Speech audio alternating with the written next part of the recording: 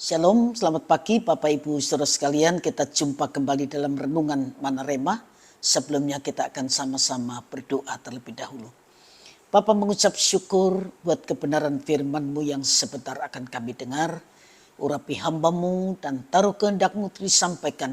Urapi umat-Mu yang mendengar kebenaran ini supaya baik yang mendengar maupun yang menyampaikan sama-sama diberkati oleh Tuhan. Dalam nama Tuhan Yesus Kristus kami sudah berdoa. Haleluya. Amin.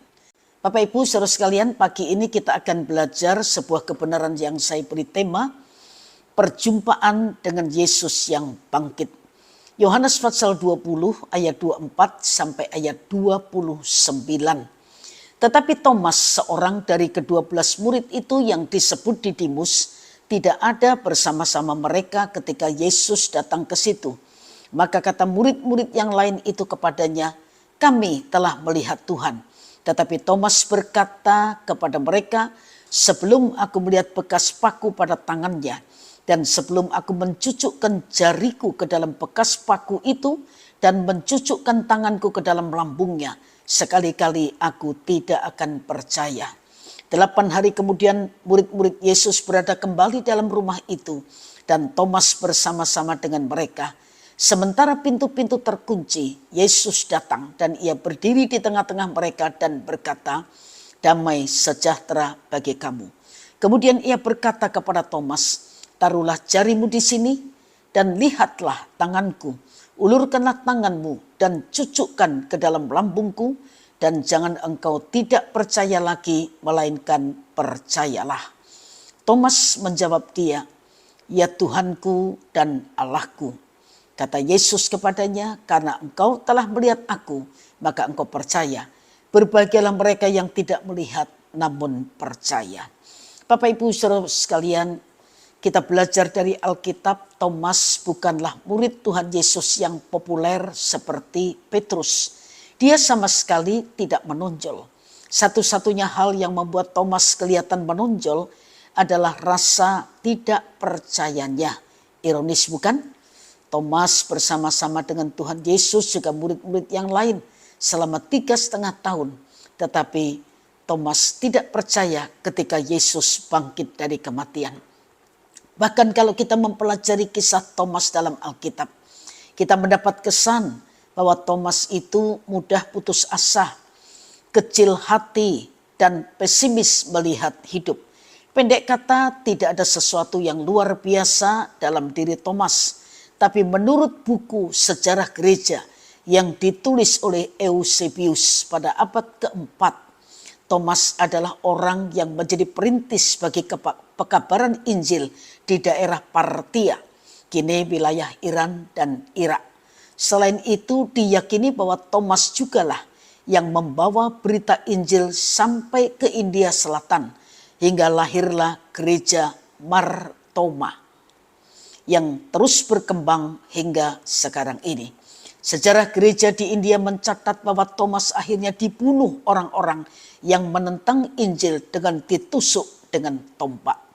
Melihat karakteristik Thomas yang mudah putus asa, kecil hati dan pesimis, dan memiliki rasa tidak percaya yang sedemikian, bagaimana mungkin ia menjadi pemberita Injil di daerah Iran, Irak, dan India?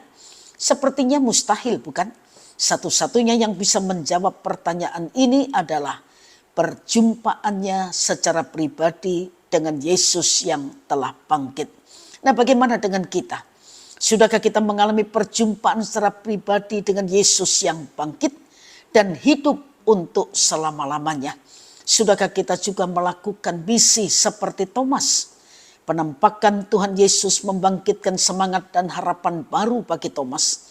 Dari hati yang kecil dibangkitkan semangat hidup yang besar. Demikian juga berita kebangkitan Yesus kiranya juga membawa harapan baru bagi kita semua. Selalu ada harapan di hari esok karena kita menyembah Tuhan yang hidup, Tuhan yang berkuasa atas segalanya, bahkan atas maut sekalipun. Munculnya kesadaran ini akan membuat iman kita kepada Kristus menjadi bangkit. Hingga kita yang mungkin saja sebelumnya berjiwa kecil, mudah putus asa dan selalu pesimis melihat hidup, bisa diubah seperti Thomas. Marilah dari hati yang kecil, kemudian kita memiliki pengharapan hidup yang besar. Tuhan Yesus yang sudah bangkit, Tuhan Yesus yang hidup untuk selama-lamanya. Itulah alasan utama kita memiliki pengharapan dalam hidup ini. Wahyu 1 ayat yang ke-18 berkata, dan yang hidup, aku telah mati, namun lihatlah aku hidup sampai selama-lamanya, dan aku memegang segala kunci maut dan kerajaan maut. Tuhan Yesus satu kali mati, bangkit dan hidup untuk selama-lamanya. Sebab Yesus hidup, ada hari esok. Sebab Yesus hidup, kita tidak perlu gentar. Karena masa hidup kita ada dalam tangan Tuhan yang penuh kuasa. Tuhan memberkati Bapak Ibu Saudara sekalian, dan mari kita sama-sama berdoa.